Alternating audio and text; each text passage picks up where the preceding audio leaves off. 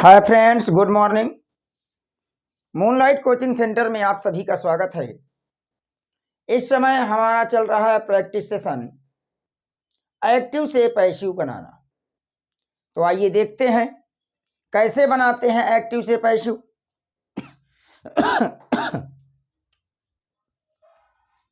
Mister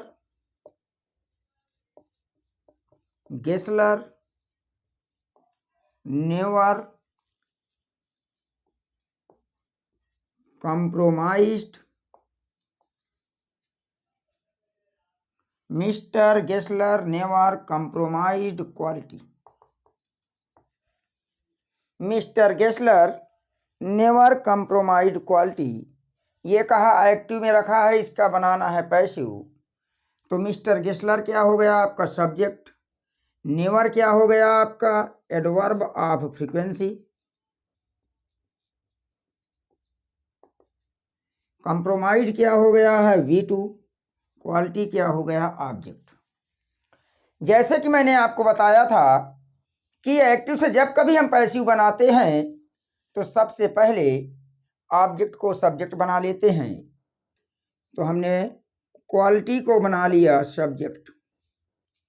इसके बाद V2 आया हुआ है, मतलब सिंपल पास्ट को शो कर रहा है। पैसिव वाइज बनाते समय सिंपल पास्ट के सेंटेंसेज में वाज वेयर का प्रयोग करते हैं। तो क्वालिटी सिंगुलर है तो वाज लगा लिया। और जब हमें ऑक्सिलरी मिल जाती है तो ऑक्सिलरी वर्ब के बाद हम ऑलवेज या नेवर का प्रयोग करते हैं। तो यहाँ नेवर लगा हुआ है तो नेवर रख देंगे। उसके बाद पैसिव वॉइस में पास्ट पार्टिसिपल यूज होता है तो पास्ट पार्टिसिपल में आ जाएगा compromised. Quality was never compromised. फिर हम सब्जेक्ट को क्या बनाते हैं, ऑब्जेक्ट बनाते हैं। उसके पहले क्या लगाते हैं, बाई लगाते हैं। तो बन जाएगा मिस्टर गेस्लर। ये बन गया आपका एक्टिव से पैसिव। नेक्स्ट सेंटेंस देखते हैं। The teacher beat the mischievous boy. The teacher beat the mischievous boy. ये आपका आ गया एक्टिव। कहा बनाइए इसका जो है पैसिव। तो हम देख रहे हैं द टीचर क्या है सब्जेक्ट, बेट क्या है V2, द मिस्चीवियस बॉय क्या है ऑब्जेक्ट। तो इसके अकॉर्डिंग बना लेंगे। सब्जेक्ट बनाए the mischievous boy. Simple past में जा रहा है तो वाज वर का प्रयोग करेंगे तो बॉय के according was. Past participle use करते हैं तो बेट का क्या हो जाएगा बीटेन बाय द टीचर। क्यों? क्योंकि हम जो है सब्जेक्ट को क्या बना देते हैं, ऑब्जेक्ट बना देते हैं। तो जैसे ही ऑब्जेक्ट बनाते हैं तो उसके पहले क्या लगा देते हैं, बाई लगा देते हैं। तो इस तरह से आपका पैसिव क्या बन गया है, the mischievous boy was beaten by the teacher. आइए देखते हैं नेक्स्ट सेंटेंस। तो ध्यान रहे कि एक्टिव वॉइस के ऑब्जेक्ट को पैसिव में क्या बनाते हैं, सब्जेक्ट। उसके बाद क्या यूज करते हैं, ऑक्सिलरी वर्ब। फिर पास्ट पार्टिसिपल, सब्जेक्ट को ऑब्जेक्ट बनाएंगे, उसके पहले क्या लगाएंगे, बाय। नेक्स्ट सेंटेंस आया आपका did Ramu kill the tiger. Did Ramu kill the tiger. कहा इसका एक्टिव से पैसिव बनाना है।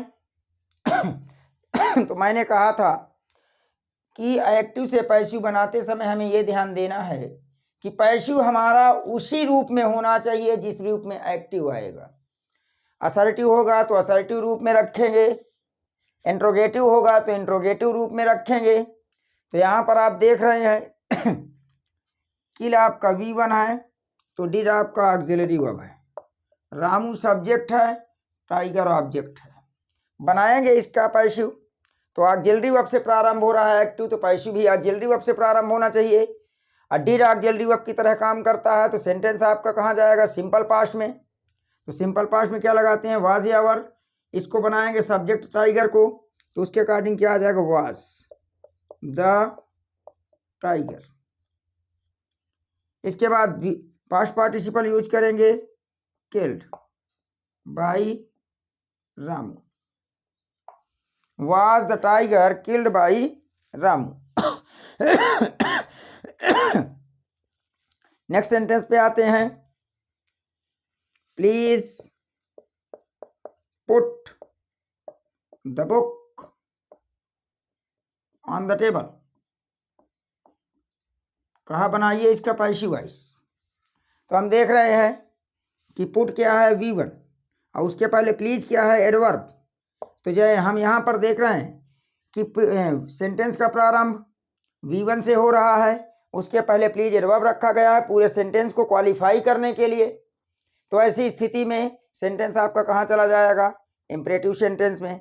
प्लीज लगा है तो प्लीज से निवेदन के भाव का बोध होता है, अतः हम ये कह सकते हैं कि अगर प्लीज लगा है तो इससे निवेदन का भाव होता है, अतः पैसिव वॉइस बनाते समय सबसे पहले हम लिख देंगे you are requested. You are requested. Requested का मतलब भी निवेदन करना होता है, तो प्लीज हट जाएगा और V1 के पहले क्या लगा दिया जाएगा? To put the book on the table. ये बन गया आपका पैसिव वॉइस। तो प्लीज आया हुआ है तो निवेदन के भाव का बोध होता है, अतः पैसिव वॉइस बनाते समय प्रारंभ में क्या लिख देते हैं? You are requested.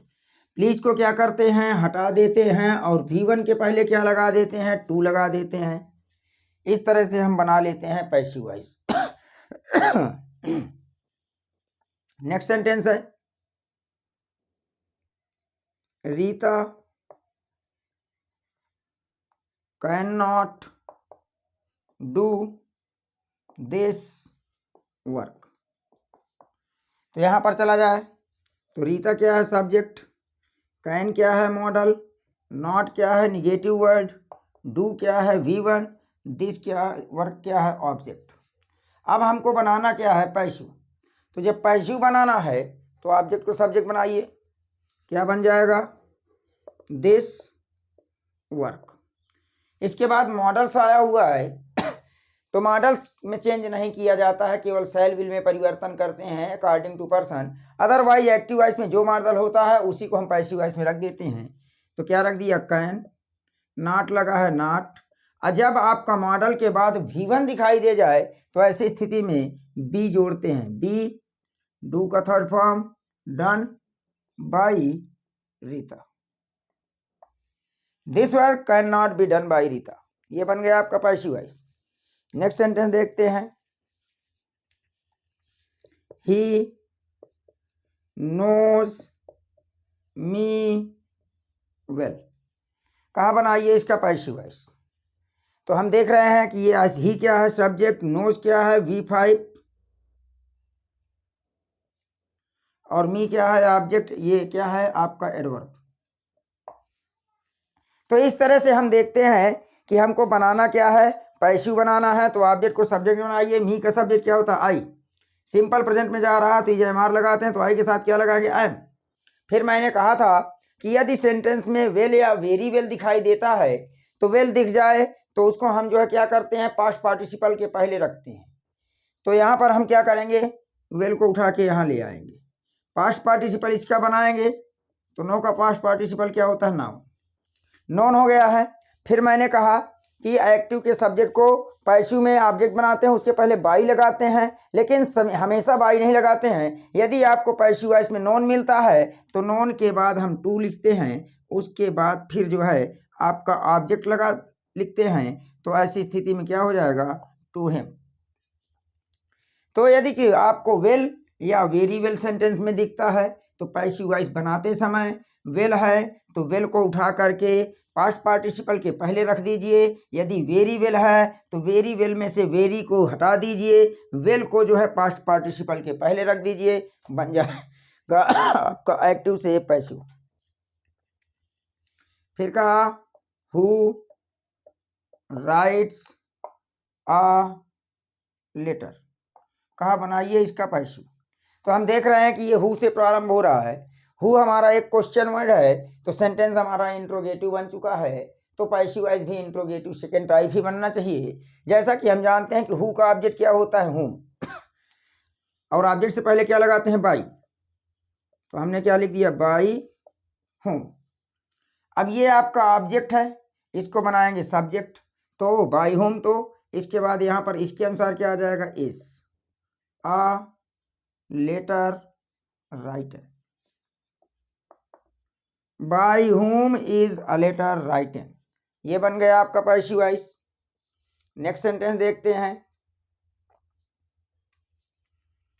His reply surprised मी, कहा बनाइए इसका जो है पैसिव वॉइस। तो देखते हैं ये आपका क्या है, सब्जेक्ट, ये क्या है V2, ये क्या है ऑब्जेक्ट।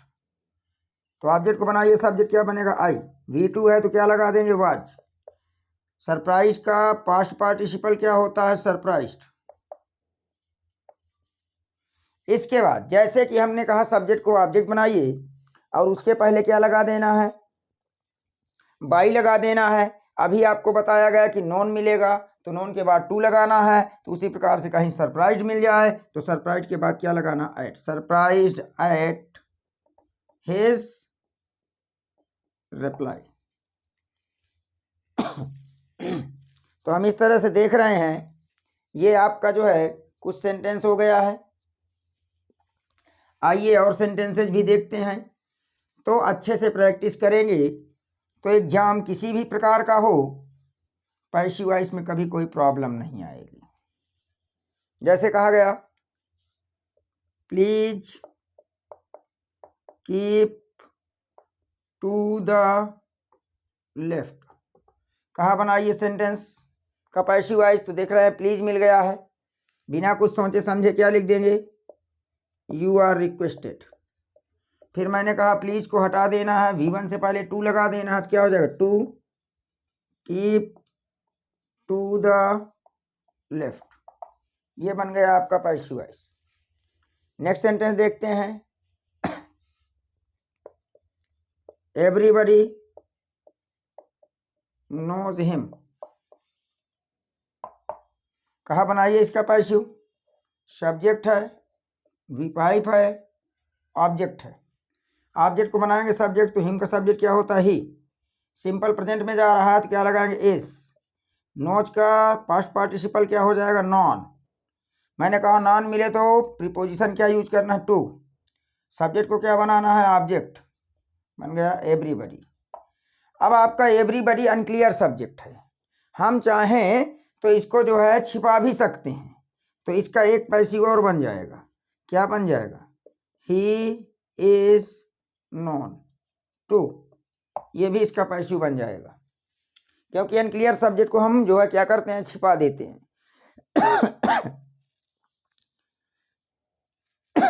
चलिए आइए नेक्स्ट सेंटेंस देखते हैं।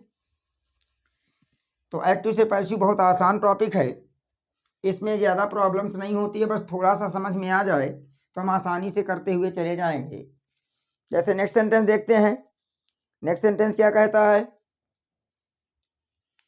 He will finish his work by tomorrow, ये सेंटेंस आया, कहा बनाइए इसका पैसिव वॉइस।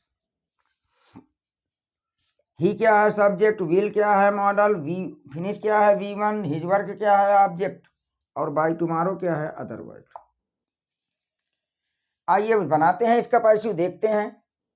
तो ऑब्जेक्ट को बनाइए सब्जेक्ट हिज वर्क, मैंने कहा था शैल विल में पर्सन के अनुसार चेंजेज होता है तो वर्क भी तो थर्ड पर्सन में जा रहा है तो विल ही रहेगा।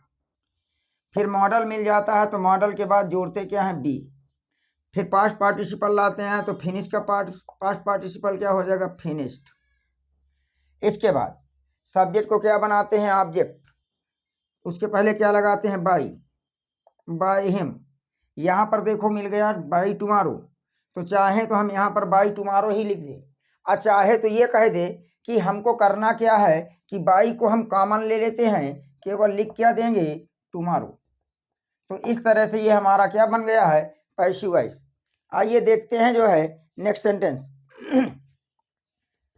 नेक्स्ट सेंटेंस क्या कहता है, bring a glass of water. Bring a glass of water कहा बनाइए इसका पैसिव वॉइस। तो देखते हैं इसका पैसिव वॉइस क्या कहता है। तो ब्रिंग क्या है V1, सेंटेंस क्या बन गया इंपरेटिव, ठीक है, bring a glass of water. तो अब इसको हम जो है देखा जाए तो ये क्या बन गया है आपका ऑब्जेक्ट।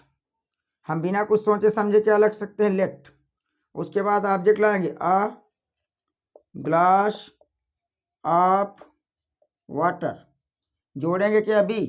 अब ब्रिंग का पास्ट पार्टिसिपल क्या होता है ब्रॉट।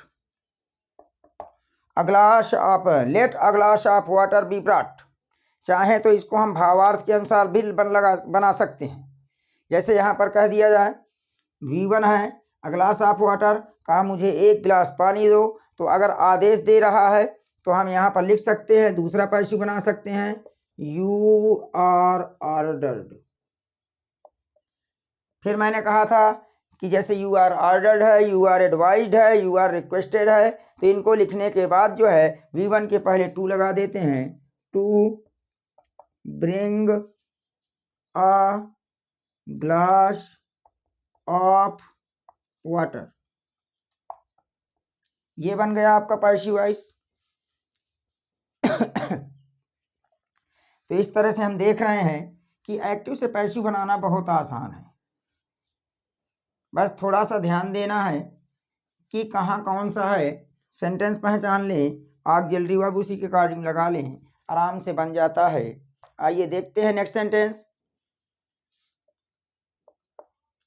एवरीवन लव्स हिम, कहा बनाइए इसका पैसिव वॉइस। तो एवरीवन तो सब्जेक्ट हो गया, लव्स क्या हो गया V1, हिम क्या हो गया ऑब्जेक्ट सॉरी V5, ये क्या हो गया ऑब्जेक्ट। तो ऑब्जेक्ट को बनाइए, सब्जेक्ट क्या बनेगा ही। इसके बाद आपका लव्ड सिंपल प्रेजेंट को बिलोंग कर रहा है तो ही के अकॉर्डिंग क्या आएगा इसका क्या हो जाएगा लव्ड। उसके बाद क्या करेंगे सब्जेक्ट को ऑब्जेक्ट बनाएंगे, क्या लिखेंगे बाई एवरीवन। मैंने कहा कि someone, no one, somebody, nobody, everyone, everybody.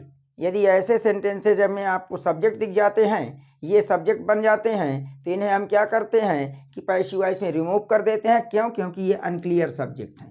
तो इनका एक पैसिव और बन जाएगा, क्या बन जाएगा ही इज लव्ड, ये बन गया। नेक्स्ट सेंटेंस देखते हैं। ही टीचेज अस इंग्लिश, ही टीचेज अस इंग्लिश एवरी डे।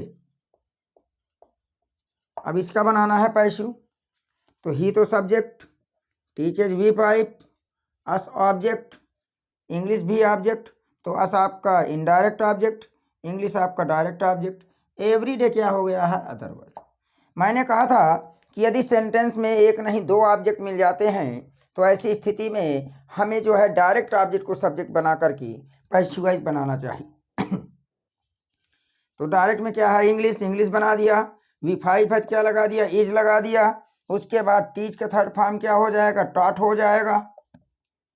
इसके बाद अगर आगे आपका ऑब्जेक्ट बचता है इनडायरेक्ट वाला और उसमें हम क्या करते हैं कि मैक्सिमम उसके पहले टू या फार लगाते हैं, तो यहाँ पर मैक्सिमम टू लगाते हैं तो क्या हो जाएगा to us by him every day.